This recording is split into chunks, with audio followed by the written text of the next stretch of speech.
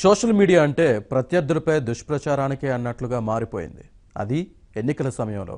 అయితే ఇలాంటి వాటికి అడ్డు అదుపు ఉండదు. ఇలాంటి వాటి బారిన పడే నేతలు చాలామంది ఉంటారు. అసలు ఏం జరిగిందో చెప్పుకోవడానికి వారు నానా తంటాలు పడాల్సి వస్తుంది. విజయవాడ సెంట్రల్ టీడీపీ అభ్యర్థి బోండా ఉమకు అలాంటి పరిస్థితి ఎదురైంది.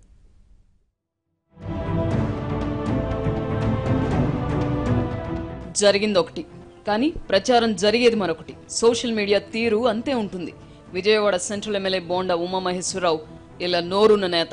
తెలుగుదేశం పార్టీ జాతీయ అధికార ప్రతినిధిగా కూడా వ్యవహరిస్తున్నారు. ప్రస్తుత ఎన్నికల్లో తెలుగుదేశం అభ్యర్థిగా సెంట్రల్ నియోజకవర్గం నుంచి పోటీ చేస్తున్నారు. ఈ నియోజకవర్గంలో బ్రాహ్మణ సామాజిక వర్గం ఎక్కువగా ఉంటుంది. సత్యనారాయణపురం, మధురానగర్, రామకృష్ణపురం ప్రాంతాల్లో ఈ సామాజిక వర్గానికి ఓటు బ్యాంక్ కూడా అధికంగా ఉంటుంది. వారి మద్దతు కూడగట్టుకునేందుకు ప్రయత్నాలు చేస్తున్నారు. ఓ ఉదయం ఎస్ఆర్ఆర్ సివిఆర్ కళాశాల మైదానంలో వాకింగ్ చేస్తున్న వారిని ఓట్లు అభ్యర్థించేందుకు వెళ్లారు. అక్కడ చల్లా హరికుమార్ అనే డాక్టర్ కనిపించారు. 3 నెలల క్రితం వరకు బోండా ఉమ వెంటున్న హరికుమార్ ఆ తర్వాత మల్లాది విష్ణు శిబిరంలో చేరిపోయారు.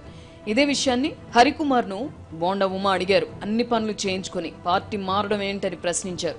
దీనికి హరికుమార్ మల్లాది విష్ణు తనకు బంధువు అని చెప్పడంతో బోండా ఉమ లైట్ తీసుకున్నారు. అయితే దీన్ని దూరం నుంచి వీడియో తీసి చల్లా హరికుమార్ ను బోండా ఉమ దూషించారంటూ వైరల్ చేశారు.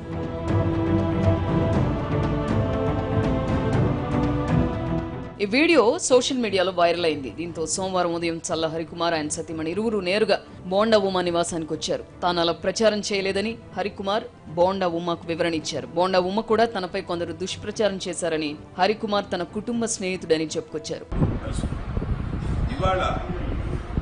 అనవసరంగా ఆయన పేరు తీసుకొచ్చి నేనేదో దూషించాను, రాములందరినీ దూషించాను అని వైఎస్ఆర్ కాంగ్రెస్ పార్టీ మరి కులాన్ని అడ్డుపెట్టుకుని మాట్లాడుకోనేది ఎంతవరకు న్యాయమో ఇవాళ ఈ సంఘటన ఇవాళ మాట్లాడుతుంది.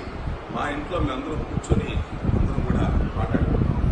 అంటే ఆయన ఆ రోజు నుంచి కూడా మాకు రెగ్యులర్గా మా కుటుంబంతో టచ్లో ఉన్నారు. బోండా ఉమ తనను దూషించలేదని చల్లా హరికుమార్ కూడా మీడియాకు తెలిపారు. కొంతమంది కుట్రపూరితంగా చేశారని వివరించారు. తనకు ఉమతో ఎటువంటి విభేదాలు లేవని కూడా స్పష్టం చేశారు. అంతగా అవకాశం రాదు. యాక్చువల్ నేను సామాన్యుని అయినా ఫ్యామిలీలో అంత కుటుంబ గౌరవం వాళ్ళు ఇవ్వడం అది నా దృష్టిగా భావిస్తున్నాను. ఏదో చిన్న పొరపాటు నామలు ఏదైనా జరిగింది దాని బాధని నేను హట్ చేయడం జరిగింది. అది కొంతమంది దాన్ని వాళ్ళు క్యాష్ చేసుకోవడం కూడా కొంత ప్రయత్నం చేసి నాకు ఆ ఫోన్లు ఈ ఫోన్లు చేస్తుంటే నేను ప్రెస్ వాళ్ళకు కూడా చెప్పాను, దయచేసి నాకు ఏదో జరిగింది నా బ్యాడ్ లక్ అంతే తప్ప అందుకని దయచేసి ప్రెస్ వాళ్ళకి క్లియర్గా చెప్పాను. నా పేరు ఎక్కడ పాపల్లో ఎవరికైనా సరే నేను ప్రెస్ వాళ్ళని రిక్వెస్ట్ చేశాను, సార్ నేను ఏదో సర్వీస్ చేస్తున్నామండి, ఏదో సర్వీస్ చేస్తున్నాను అనుకున్నా 70 ఏళ్ళు ఆ సర్వీస్తో ఉన్నామండి, అందరూ గౌరవం తెచ్చుకున్నామండి, అజాత శత్రువుగా ఉన్నాను నేను అనుకున్నాను. అటువంటి వాడిని ఆ రోజు ఏదో సందేహం వచ్చిన వ్యాక్సినేషన్లో నేను బాధపడ్డాను, బాగానే బాధపెట్టాను కూడా అనిపించింది. కాబట్టి వారం రోజుల క్రితం జరిగిన ఈ ఘటనపై ఉమా అనుచరులు పత్రికా సమావేశాలు ఏర్పాటు చేసి ఖండించినప్పటికీ సోషల్ మీడియాలో ఆగకపోవడంతో నేరుగా చల్లా హరికుమార్తో ఉమా వర్గీయులు మాట్లాడారు. ఆ రోజు జరిగిన సంఘటన ఏమిటో వివరించాలని కోరారు. దీనికి అంగీకరించిన హరికుమార్ నేరుగా బోండా ఉమా ఇంటికే వచ్చి ఖండించారు. ఇది నేతలు ఎంత అప్రమత్తంగా ఉండాలో తెలియజెప్పే ఘటనగా మారింది.